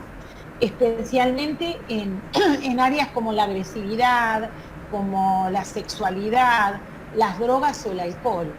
¿Y qué indicadores tenemos acá? Y por ejemplo, cuando se fomenta el desarrollo de hábitos adictivos en los niños y adolescentes, cuando se le da droga o alcohol, cuando se estimula a la agresividad, estimulamos la agresividad y respuesta violenta ante situaciones conflictivas de la vida diaria, ¿no? Sobre todo entre pares, cuando vos le decís, cuando pase tal cosa, vos tenés que reaccionar de tal manera, le partís algo en la cabeza. cuando se alienta al niño o al adolescente al tráfico y o el comercio de drogas, ¿no? Hoy son los que son más sencillos de ingresar en las instituciones en la venta de droga y uno tiene que estar atento. A veces toman adolescentes para que vendan a los compañeros. Eso es corrupción, ¿sí? Cuando los inician en la prostitución, ya desde chiquitas, hay barrios de Concordia que desde chiquitas las inician en la prostitución a las niñas y a los varones también. Y cuando alientan a los chicos, a los menores de 18, a contactos sexuales de diversos tipos. Eso es parte de este maltrato infantil, que es la corrupción. Después tenemos otro tipo de maltrato infantil, que es la incapacidad parental de controlar la conducta del niño. Y ahí nos vamos a encontrar estos padres que manifiestan explícitamente en una reunión con la directora, con los profesores, o demuestran claramente la incapacidad que tienen para controlar o manejar el comportamiento de sus hijos, ¿no? ¿Y qué indicadores tenemos ahí? Y esto lo van a ver, es clarísimo en la parte de indicadores. Cuando no tienen ni idea dónde está el hijo, ni dónde, ni con quién está, ni en qué actividades está participando, ¿no? En la adolescencia lo vemos, y en la niñez también lo vemos, porque hay papás que no tienen idea. Cuando justifican de tal abandono, por supuestos problemas del chico, y dicen que no saben qué hacer. Yo no sé qué hacer con este chico. Yo a veces cuando las maestras dicen, se me acabaron las estrategias, y yo les digo, a ver, chicas, si la familia dice que no sabe qué hacer con Marcos, y a nosotros se nos acabaron las estrategias con Marcos, estamos perdidas. Sigamos buscando, porque pobre Marcos, o sea, esa es la forma que veo al chico, ¿se entiende? Si la familia no sabe qué hacer y nosotros como institución tampoco, pobre pibe, sí. Porque ese pibe que nosotros manejamos, yo en la escuela primaria, ustedes van a tener en la escuela secundaria, necesita contención, necesita guía, necesita escucha, necesita acompañamiento. Así que imagínense. Y acá muchas veces a estos papás les sugerimos consultar a un profesional y se niegan a pedir ayuda. Cuando uno no sabe qué hacer, y uno no tiene que tener vergüenza, cuando uno no sabe qué hacer ante determinadas situaciones, y tiene que ir a un profesional, gente, tiene que ir a un profesional. Yo siempre digo, cuando mi hijo, la imagen mía de mi Jero, que mi Jero pobre es mi ejemplo en todo, cuando Jero ingresó a la secundaria, es como que no el primer año, pero segundo año, por ahí, tercero, es como que me cambiaron el hijo. De la noche a la mañana tuve otro hijo. Y empezó a tener las conductas adolescentes, que lindísimo yo diciéndoselo al otro, pero como padre hay situaciones que no tenés idea de si estás haciendo lo correcto. Y uno no tiene que tener vergüenza de decir, voy a ir a un profesional. Mira, me está pasando esto. ¿Estaré actuando bien con tal cosa? ¿Estaré siendo muy dura en esto? Es decir, no está mal buscar ayuda, y por ahí a los papás se niegan a estas situaciones, ¿no? Otro tipo de maltrato infantil es el abandono. Y cuando hablo de abandono, hablo de dejar literalmente a un niño abandonado. ¿Qué es lo que pasa en las noticias que ustedes a veces encuentran?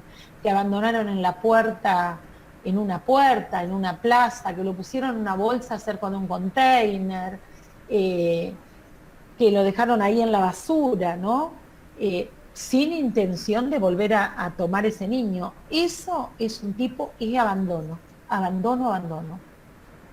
Y este tipo de maltrato lo conocemos porque lo vemos en la tele, más que nada. No sé si tienen algún caso conocido, pero nos enteramos que han abandonado un bebé en el baño de un shopping, que han dejado, eso es abandono.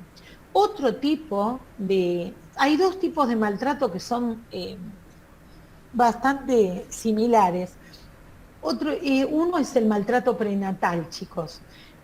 El maltrato prenatal es cuando nuestro bebé está en la panza, ¿no? Y ahí puede haber consumas de drogas durante el embarazo, y lo que provoca en el nene es que nazca con un crecimiento anormal, o que haya patrones neurológicos anormales, o síntomas de dependencia físicas a las drogas, ¿no?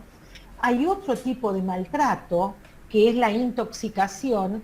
Quiero cerrar los tipos de maltrato, así los trabajamos todos. La intoxicación, que también tiene que ver con ingestión de compuestos o sustancias químicas por parte de los papás, ¿no? Por ejemplo, suelen reconocerse la intoxicación intrauterina, la intoxicación a través de la lactancia, la intoxicación por descuido, la negligencia e intoxicación violenta. Hay determinadas medicaciones que sabemos que estando embarazadas y dando de mamar a los bebés, no podemos consumir. Si las consumimos, corremos el riesgo de cometer este tipo de maltrato. ¿Se entiende? Hay pastillas psiquiátricas, por ejemplo, que dicen que no se pueden consumir mientras esté embarazada, o determinada medicación que se dice y no se puede consumir en periodos de lactancia. Entonces, obviamente, si lo estoy haciendo a conciencia, estoy maltratando. Después hay otro tipo de maltrato infantil que se llama formas raras. Esto que les estoy contando es de un libro de María Inés Bringiotti, que se llama La escuela ante los niños maltratados, si no me equivoco. Y esta forma, este tipo de maltrato infantil, que se llama formas raras y graves de maltrato infantil, son cuadros que en realidad son confusos, ¿no? Porque parecieran lesiones que son accidentales, pero no son lesiones accidentales. Por ejemplo, cuando se intoxica a un chico con sal común, que produce deshidratación en el chico. Cuando se le hace aspirar pimienta, aunque les parezca loco, que hay oclusión de laringe, de tráquea y de bronquios. Cuando hay síndrome de lo que se llama síndrome de oreja de coliflor, ¿no? Y el síndrome de oreja de coliflor es cuando los indicadores tienen que ver con un golpe en el oído, por una torcedura de vértebras o asfixia. Cuando hay ritualismos, ceremonias o prácticas religiosas, y ahí me acuerdo uno claro de una nena en sala de 5 que tenía quemaduras de cigarrillo, y nosotros pensamos que la mamá, nosotros pensamos para otro lado, ¿no? Pensamos en el tema de prostitución. Cuando le preguntamos a ella nos contó que la mamá era un banda y que había algo que hacían, que caminabas por un caminito y no te tenías que quemar con el cigarrillo. Era lo único que nos podía expresar. Fíjense, y esa es una forma de maltrato.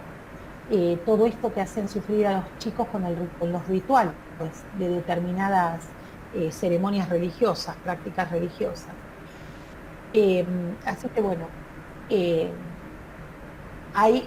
son formas raras esas. Y la última, el último, y acá los voy a dejar libres, el último tipo de maltrato infantil es algo conocido como secuestro y sustitución de la identidad. Y no sé si lo hemos hablado en algún momento, pero ¿a qué hace referencia a eso? A todos los casos en los que el menor fue separado de la madre al nacer para ser entregado a personal policial, y ustedes me van a decir a qué les hace referencia esto, a qué les hace recordar, al personal policial o a personas relacionadas con los secuestradores, negando. A la dictadura. Exacto, ahí surge este tipo. La época de los falcos verdes, les decía yo a las chicas cuando les explicaba, negando la identidad del menor, sí, y la posibilidad de la vuelta a su familia de origen, ¿no? Y este secuestro y sustitución de identidad se trata de un maltrato social e institucional, ¿sí? Y es la época de la dictadura, pero si lo pensamos en hoy, chiquis, en la época de la dictadura, yo les hago siempre acordar cuando hablo de esto, a los Falcón Verde y a las abuelas de Plaza de Mayo, ¿sí? Pero también, si yo lo relaciono hoy, esto de secuestro y sustitución de identidad, tiene que ver con la trata y con la venta de órganos. Si lo pienso hoy en la actualidad, tiene que ver con eso, con trata, prostitución y venta de órganos también, ¿sí? Lo que pasa es que cuando surge este tipo de maltrato, surge a partir de la época de dictadura. Profe, más allá de, digamos, de esa época en particular, calculo que todo, digamos, privación de la identidad o intercambio de la identidad produce problemas graves en la subjetividad de una persona. Exacto. Así como cualquier situación de abandono, todo. O sea que también eso lo podríamos ampliar, por ejemplo, si alguien lo decidiera usar como temática, ¿no? Sí. O los casos de, por ejemplo, de crianza de tíos, abuelas o adopciones, o eso que es muy común, por ejemplo, que una mujer joven tiene un hijo y lo hacen pasar como que es el hermano, y cuando es adolescente se entera que la madre no era la hermana sino la madre, y así. Exacto. También son constitutivas de la subjetividad de una persona. Estaba pensando si podía ser también otro tema. También es otra temática, por eso yo quería tocar hoy este tema, por si ven algo que quieren trabajar por eso me parecía que trabajar las problemáticas, maltrato infantil también era importante para pensar problemáticas. Sí, sí. Y eso que decís de sustitución de la identidad, sí, a veces crían, lo que pasa es que en ese caso lo que hay no es secuestro, es solamente sustitución de la identidad, de lo que vos me hablas, Gaby. Porque en realidad se cría en su familia de origen, pero no conoce su situación real. Exacto. Bueno, pero hay muchos y no solamente eso, pero voy a que no solamente necesariamente tiene que ser de la dictadura, sino de otro tipo también. No, por eso hoy te estoy hablando de estas cuestiones, te estoy hablando de que hoy lo podemos relacionar con otras situaciones. Bien, buenísimo. Sí, con la trata también. Bueno, hoy también lo podemos trabajar con la trata. Y nosotros, que también ustedes van a ver que hay un protocolo de trata, nosotros como educadores trabajamos en la prevención de trata. El protocolo habla de que hay 3 tipos de prevención: primaria, secundaria y terciaria, y los docentes, la institución educativa, solo hace lo que se llama prevención primaria, así como desde ESI hacemos prevención del abuso sexual, también hacemos desde ESI la prevención primaria de lo que es la trata de personas, ¿no? Y si ustedes piensan, desde que son chiquitos los nenes, nosotros les vamos diciendo que no tiene que hablar con desconocidos, que no se tiene que acercar a autos desconocidos. Es decir, a eso me lo han dicho a mí desde chiquito y hoy sigo escuchando a los padres y lo seguimos trabajando con los nenes. Y es una forma de prevenir la trata, ¿sí? De prevenir estas cuestiones de secuestro. Bueno, cuando hay maltrato infantil, yo les decía a ustedes, tenemos el protocolo, sí, y el protocolo es, en maltrato infantil no hay protocolo, hay en violencia familiar, pero en maltrato infantil tenemos que tener claro que siendo menor, las denuncias se hacen a la Defensoría o al COMNAF, ¿sí? Yo siempre digo, siempre me tiro para la Defensoría primero, porque el COMNAF está saturado, pero hay que hacer la denuncia. Puede ser que vayas a hacer la denuncia a la Defensoría y te digan, hacé la denuncia en la comisaría del menor y la familia. ¿Saben todos dónde está la comisaría del menor y la familia? Bien. Y está bien porque la comisaría del menor y la familia, yo me tengo que acostumbrar que nunca se hace exposición, sí se hace denuncia. Y las denuncias se hacen y se piden siempre una copia. Automáticamente la comisaría del menor da curso y hace llegar a la Defensoría y por ende a los juzgados de familia las denuncias que hacemos. Algo que les tengo que decir es esto, yo me entero de algo que tenga que ver con maltrato y al que le tengo que informar es al directivo de la institución. ¿Me pueden seguir hasta ahí? ¿Qué pasa si y el que va a hacer la denuncia va a ser el directivo de la institución? Pero ¿qué pasa si el directivo de la institución no la hace? Y la hacemos nosotros, gente, como docentes. No podemos dejar que nuestros niños y adolescentes sigan sufriendo. Entonces uno tiene que dar ese de mi parte no, me pareció muy completa, me pareció la clase. Un respiro a esos chicos y una ayuda, porque si nos cuentan, y eso grábenselo en sus cabecitas, si un niño o adolescente les cuenta una situación de estas, es porque les tiene confianza y está pidiendo ayuda, ¿sí? Entonces no podemos dejar esas cosas sin ver. Bueno, no sé si tienen alguna pregunta. Si me dejan ahí mí, sigo hablando, busco el protocolo, pero ya van 2 horas y ustedes tienen vida. ¿Tienen alguna pregunta? ¿Algún comentario que hacer? ¿Fui claro? ¿Fui clara en todo? ¿Funes? ¿Usted? Sí. No, yo para ordenarnos, digamos. Porque la viste que la cordobesa por ahí me ubica de a rato. Yo te ordeno un poco, perdón, Graciela. No, está perfecto. Entonces, digamos, nuestros compañeros, pues yo te planteé la temática con la que iba a trabajar. El resto también debería escribirte a vos, al privado. Ya me fueron diciendo por privado las temáticas. Sí. Bien, varias, ok. Sí, porque por ahí algunas de las chicas estaban esperando tipo un listado de temas, bien, eso, pero no, bueno. Bueno, ahora que yo ya he salido de lo de Jorge, no, sí, se entiende, obvio. En problemáticas, chicas, yo por ahí pienso, chicos, perdón, todo lo que tiene que ver con fracaso escolar y deserción es un tema interesante.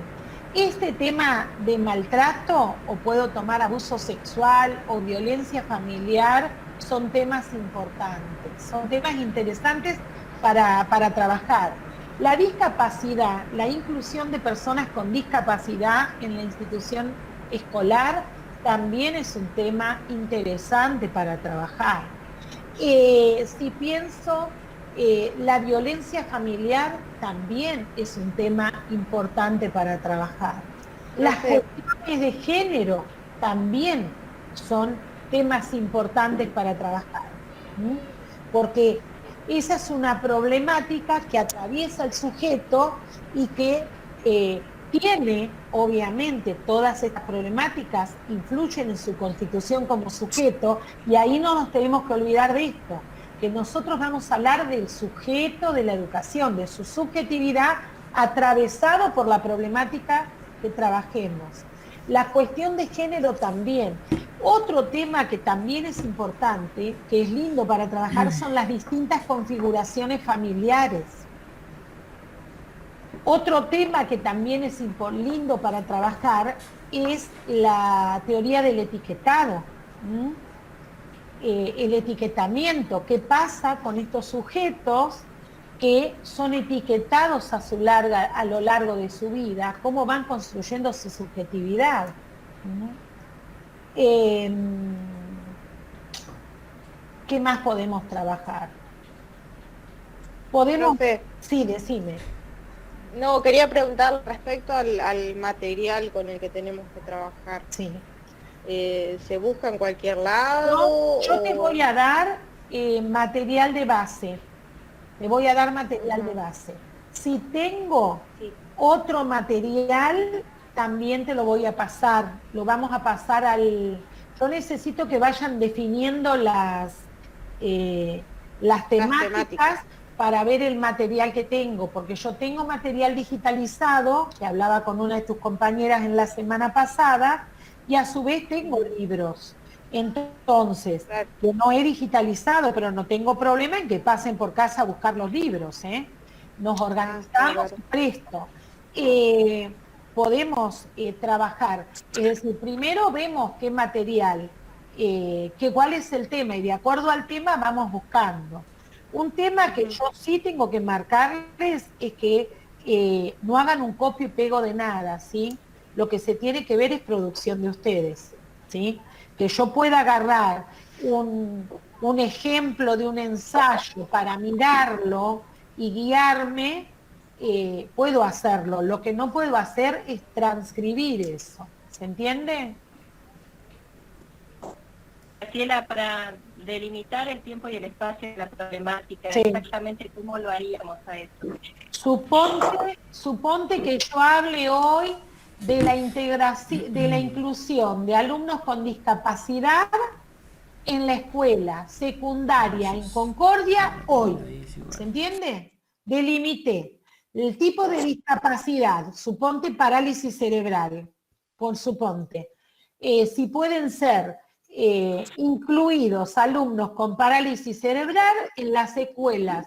¿Es posible la inclusión de alumnos con parálisis cerebral en las escuelas secundarias de Concordia? Hoy limito a un tiempo y un espacio, a un nivel, a una patología. ¿Me entienden?